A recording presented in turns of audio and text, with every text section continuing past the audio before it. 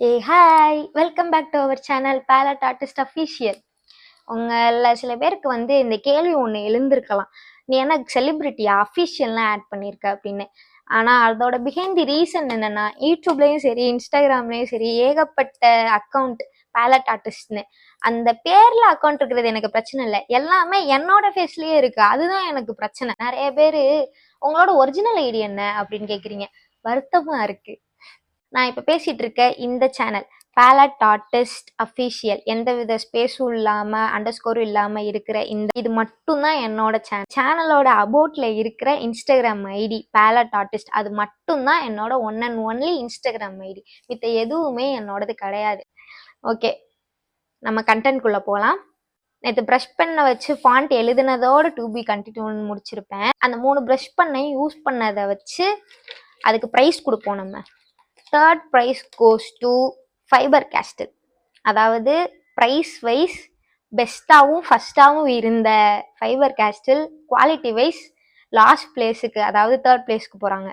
இப்போ பிரச்சனை என்னென்னா, அடுத்து இருக்க இந்த இவங்க 2 பேரில் யாருக்கு எனக்கு ஃபஸ்ட் ப்ரைஸ் கொடுக்குறதுன்னு எனக்கு தெரியல. ஏன்னா 2 பேருமே சூப்பராக பெர்ஃபார்மன்ஸ் பண்ணுறாங்க. ஆனால் கண்டிப்பாக இவங்க 2 பேரையும் டிஃப்ரென்ஷியேட் பண்ணி ஆகணுன்ற பட்சத்தில் கேமல். ஆனால் கண்டிப்பாக டாம்ஸை குறைச்சலாம் எடை போட்டுறவே முடியாது. இவரோட பிரச்சனை என்னன்னா, இந்த ஸ்கெட்ச் புக் ஆல்ரெடி 270 GSM, இதுலேயுமே கூட இவங்க ஸ்ப்ரெட் ஆகுறாங்க. அது மட்டும்தான் பிரச்சனையாக இருக்குது. மித்தபடி என்ன பர்சனலாக கேட்டால் டாம்ஸ் தான் நல்லா இருக்குன்னு சொல்லுவேன்ப்பா. தோத்துட்டே இருக்காங்கன்றதுக்காக ஆர்சிபியை விட்டுற முடியுமா? By the way, I am CSK fan. Back to the content. இப்போ இந்த ப்ரஷ் பண்ண வச்சு நம்ம ஒரு ஸ்கிரிப்லிங் கூட பார்க்க போகிறோம். இதில் பண்ண போகிறோம். டிஷ்யூ பேப்பரில் பண்ண போகிறோம். இந்த ஷேட்ஸ்லாம் யூஸ் பண்ணி தான் நம்ம பண்ண போகிறோம். என்ன பிராண்ட் எடுத்திருக்கோன்னா ஃபைபர் கேஸ்டில் எடுத்திருக்கோம். நம்ம இப்போ இதில் ஒரு ஃப்ளவர் வரைய போகிறோம். ஒரு எல்லோ ஃப்ளவர், ஒரு பிங்க் ஃப்ளவர்.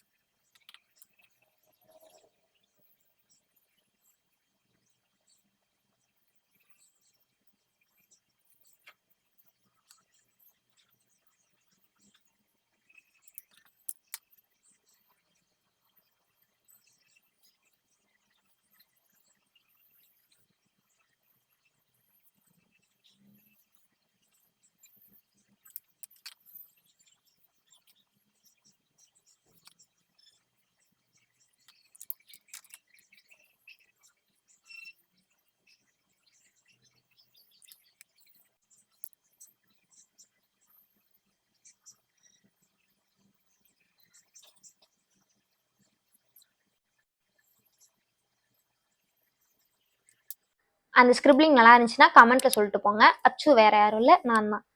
நம்ம அடுத்ததாக பார்க்க போகிற ஸ்டேஷ்னரி ப்ராடக்ட் அக்ரிலிக் மார்க்கர். இதுதான் அந்த 2 ப்ராடக்ட். ஆனால் சேம் லைக் மார்க்கருக்கான மாதிரி தான் ஆச்சு. இப்பயும் நான் 3 ப்ராடக்ட் உங்களுக்கு ரிவ்யூ பண்ணலான்னு நினச்சேன். ஆனால் ஆர்டர் பண்ணும்போது ஒரே ப்ராடக்ட் ஆர்டர் பண்ணியிருக்கேன். இது ஏன் தப்பா இல்லை அமேசான் சைடு இருக்க தப்பான்னு எனக்கு சுத்தமாக புரியல. நான் பார்க்கும்போது தான் அந்த ப்ராடக்ட் நேம் பார்த்து தானே ஆர்டர் பண்ணியிருப்பேன். அது 2 டிஃப்ரெண்ட் நேம் தான் இருந்துச்சு. ஆனால் டெலிவரி ஆனது என்னவோ ஒரே ப்ராடக்ட். அதுலேயும் ரொம்ப வருத்தமான விஷயம் என்னன்னா, இது 420 சம்திங்க்கு வாங்கினேன், இது 370 சம்திங்க்கு வாங்கினேன். ரொம்ப வருத்தமாக போச்சுக்குமா. நீங்கள் ஆர்கிடெக்சர் செகண்ட் இயர் ஸ்டூடெண்ட்டாக இருந்தீங்க கமெண்ட் பண்ணுங்கள், இதை நான் கிவ் அவே பண்ணுறேன்.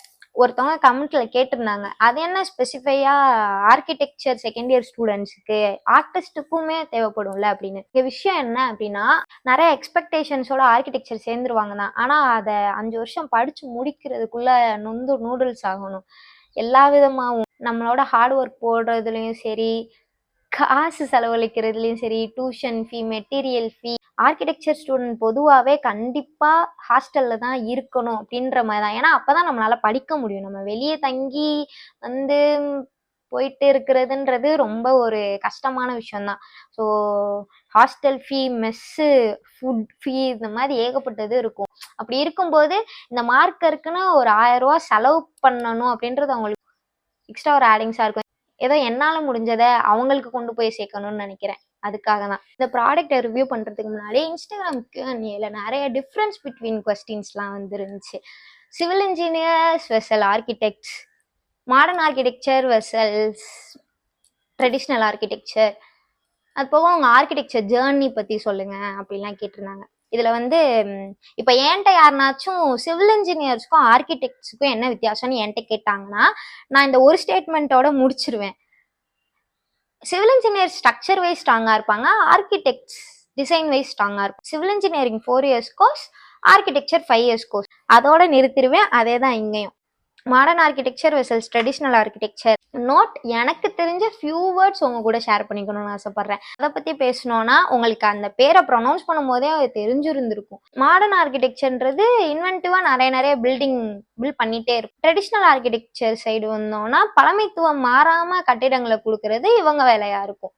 இதை வந்து நார்மலாக ரீட் பண்ணும்போதே உங்களால் வந்து டிஃப்ரென்ஷியேட் பண்ணிக்க முடியும். அது போக மெட்டீரியல் பற்றி பேசணும் அப்படின்னா, மாடர்ன் ஆர்கிடெக்சர் பொறுத்த வரைக்கும் இண்டஸ்ட்ரியல் பேஸ்டு மெட்டீரியல்ஸ் தான் வந்து அவங்க யூஸ் பண்ணுவாங்க. லைக் ஸ்டீலு, கிளாஸ் அதெல்லாம் யூஸ் பண்ணுவாங்க. ட்ரெடிஷ்னல் ஆர்கிடெக்சர் பற்றி பேசணும்னா இங்கே natural based material like wood, stone இதெல்லாம் வச்சு யூஸ் பண்ணுவாங்க.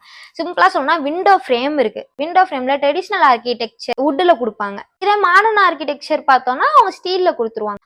அதை பற்றி டீட்டெயில்டாக எக்ஸ்பிளைன் பண்ணிக்க போகிறதில்ல. என்கிட்ட அந்த கொஸ்டின் கேட்டோன்னே நான் என்ன சொல்லுவேன் அப்படின்றத நான் இங்கே சொல்ல போகிறேன். அவ்வளோ ஆர்கிடெக்சர் ஜேர்னி 5 இயர்ஸ். ஸோ கண்டிப்பாக அதை பற்றி இந்த வீடியோவில் சொல்லி முடிச்சிட முடியாது. முடிஞ்சாலும் கூட ரொம்ப லென்த்தாக போகும். நீங்கள் வந்து ஸ்கிப் பண்ணிடுவீங்க வீடியோவையே. ஆல்ரெடி நான் ஃபஸ்ட்டு போட்ட வீடியோவுக்கும் இப்போக்கும் ரொம்ப வியூஸ் கம்மியாக போயிட்டுருக்கு. நான் அதுலேயே ரொம்ப வருத்தத்தில் தான் இருக்கேன். ஸோ நம்ம ஆர்கிடெக்சர் ஜேர்னி பற்றி நெக்ஸ்ட் வீடியோவில் பார்ப்போம். இப்போ இந்த ப்ராடக்ட்டில் ப்ரைஸ் வைஸ் எது பெஸ்ட்டாக இருக்குன்றதை மட்டும் பார்த்து வீடியோவை முடிச்சுக்கலாம். ஒருத்தவங்க சொல்லியிருந்தாங்க பேக்ரவுண்ட் சேஞ்ச் பண்ணுங்கள், நீங்கள் ஸ்கெட்ச் பண்ணதெல்லாம் பின்னாடி பேஸ்ட் பண்ணிவிட்டு வீடியோ அப்லோட் பண்ணுங்கள் அப்படின்னு. எனக்கு தெரியல, இந்த பேக்ரவுண்ட் மாற்ற தோணல. நானும் எங்கள் அம்மாவும் இருக்க அந்த ஃபோட்டோ, என்னோட அக்கௌண்ட் நேம்பை ரெசிபிள் பண்ணுற மாதிரி இருக்க அந்த பேலட், அப்புறம் எங்கள் அண்ணனோட ஜர்க்கின், இதுவே எனக்கு பிடிச்சிருக்கு. அதுவே இருக்கட்டும். சரி, ஓகே. இந்த 2 ப்ராடக்டோட நேம் என்னென்னா ஹிமிக் அப்புறம் யுலென். இந்த ஹிமிக்கோட ப்ரைஸ் 420. 24 கலர்ஸ் இருக்கு. யுலெனோட ப்ரைஸ் 436 கலர்ஸ் இருக்கு. So first prize goes to யுலென். ப்ரைஸ் வைஸ் எது பெஸ்ட்டுன்னு பார்த்தீங்கன்னா யுலென் தான். இதில் குவாலிட்டி வைஸ் எது பெஸ்ட்டாக இருக்குன்றத நெக்ஸ்ட் வீடியோவில் பார்ப்போம். அன்டில் தென் பாய். கட்டுறது கையளவு, கல்லாதது உலகளவு.